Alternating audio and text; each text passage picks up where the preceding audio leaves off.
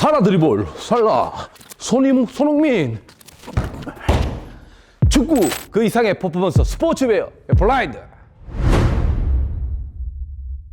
안녕하세요. 꽁TV 김영주입니다. 첫째 아들 김태백입니다. 토트넘과 울버햄턴, 토트넘 1대0으로 승리를 가져가면서 경기 내용은 좋지 못했지만 성적 관리만큼은 토트넘이 상당히 잘해주고 있는데, 근데 오늘 손흥민 선수의 약간 아쉬운 경기 플레이였다고 보는데 태빈은 어떻게 보는 거야? 어쨌든 저희 한국 사람이고 토트넘을 응원하는 게 손흥민을 응원한 거랑 같다고 전 생각을 하거든요. 지금 3경기째잖아요.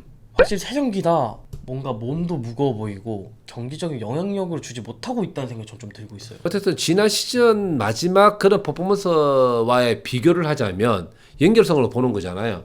확실하게 부진하고 있다는 생각이 들 수밖에 없는 거예요. 이 플레이 스타일, 그다음 본인이 가지고 있는 장점의 퍼포먼스라든지, 그다음에 슈팅의 횟수, 그다음에 경기에 집중하는 분위기 내지는 경기장에서 얼굴에서 나타나는 이 표정까지도 그렇게 좋아 보이진 않아요. 그래서 걱정인 거예요.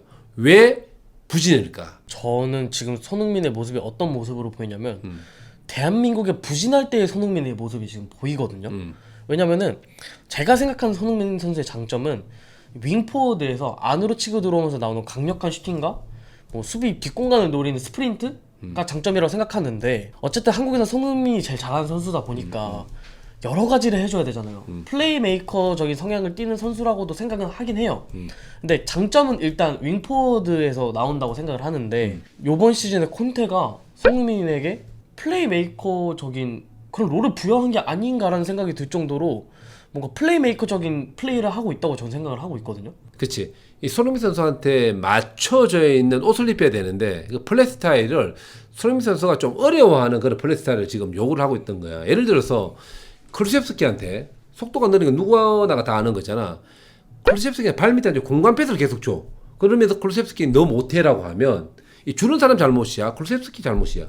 플루세스키의 잘못이라고 보기 어렵죠. 그렇지. 그런 것처럼 손흥민 선수가 잘하는 거는 뭐냐면 약간의 공간에 있는 위치에 볼을 잡아 속도를 붙이면서 속도를 이용한 플레이할 때 수비수들의 어떤 그런 균형감이 깨진단 말이야. 그러면서 가지고 나와서 패스 연결시키고 완투 주고 받고 이렇게 할 때 그 퍼포먼스를 하는데, 손흥민 선수가 잘하는 퍼포먼스의 위치에서의 플레이가 지금 전혀 안 되고 있는 거예요.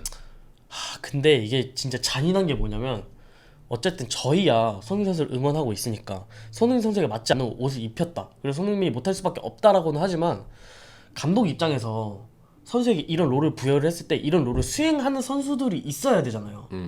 그런 부분이 좀 아쉽긴 하죠. 어쨌든 감독이 시켰으면 해야 되는 거니까. 그렇지. 그런 역할에 대한 어떤 책임감을 가지고 하는 거잖아.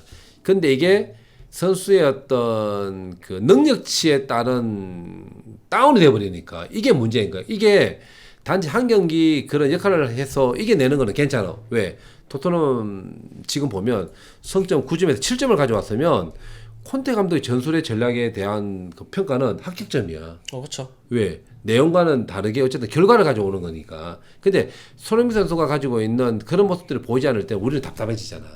그런 아쉬움들이 있는 건데, 앞으로는 손흥민 선수 의도적으로 공간에서 받아서 연결할 수 있는 플레이를 하는 것도 중요한 것 같아. 보여줄 때 콘테 감독의 생각도 달라질 수 있는 거니까. 이제 그러지 못한다는 게 문제인 것 같고, 그리고 케인이나 뭐 손흥민이나 크루셉스키 봤을 때 케인은 파괴력이 있는 선수이고요. 손흥민은 기민함 통해서 민첩성이 있는 선수이고, 크루셉스키는 약간 지배력이 있는 선수인데, 이런 각각의 장점들을 활용할 수 있는 그런 포메이션이 나왔으면 하는 생각이 있는 겁니다. 제가 생각하기에 이번 시즌에 토트넘은 약간 지금 삐걱된다는 느낌이 있거든요. 근데 원래 이 흐름이 어떻게 되냐면, 전 시즌의 후반기에 좋았던 팀들이 그 다음 시즌에 그 흐름을 이어가는 경우가 대부분이에요.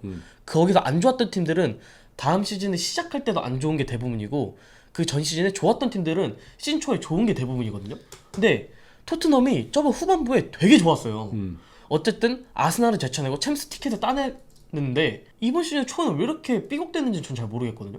예를 들면 그런 거겠지. 디테일하게 얘기하기는 좀 어려운 점이 있는 거지만 기본적으로 케인하고 손흥민의 부진이 있는 거야.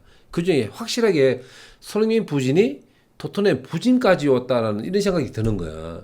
근데 좋아진 건 있어. 확실하게 선수 구성의 그 알차진 느낌들 있잖아. 지난 시즌에는 손흥민 선수나 클루셉 나가게 되면 기대치가 확 떨어졌었거든. 근데 이번 시즌은 손흥민 콜시에 나가더라도 예를 들면 히샬리송 들어오지, 빅스마 들어오지, 그다음에 페리시치 들어오지 이러면 게임의 흐름을 바꿀 수 있는 기대치는 훨씬 더 좋아졌어.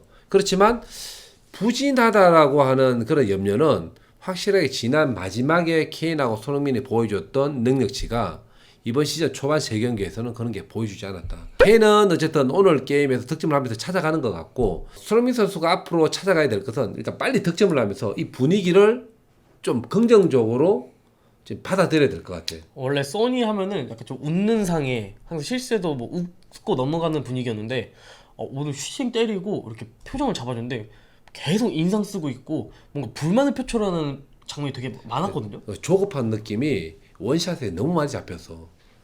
다음 게임에 득점하고 웃는 우리 손이 됐으면 좋겠어. 또 이 얘기도 안 할 수 없는데 황희찬 선수도 어떻게 보셨나요? 오 근데 짧은 시간에 희찬이가 지난 시즌 내가 볼 때 90분 동안 보여줬던 것보다 훨씬 더 좋았어. 왜냐면 80분에 들어왔었잖아. 공격적인 드리블 능력이 좋았고 마무리 좋았고 그 다음에 또 안으로 가져와서 슈팅까지 좋았었는데 이건 뭐냐면 희찬이가 가지고 있는 장점과 선택지가 심플하면서 간결해졌다는 것.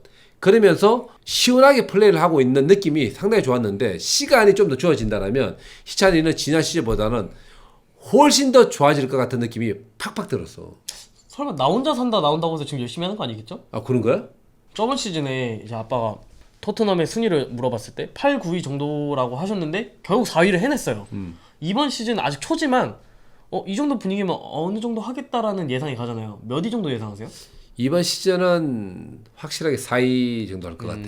지난 시즌도 잘했고 지난 시즌 잘했던 맨시티, 리버풀은 늘 잘할 것 같고 첼시도 이번 시작 보면 게임을 잘하고 있고 그렇다면 그 한 자리가 토트넘 아니면 아스날일 것 같은데 토트넘은 이번 시즌 챔스를 도전할 수 있는 4, 5위권에 들어갈 만한 팀이다라고 생각하는 거예요. 맨유는 어디였죠? 맨유는 7위. 7위도 뭐 감지덕자니까요. 지금 상황이라면.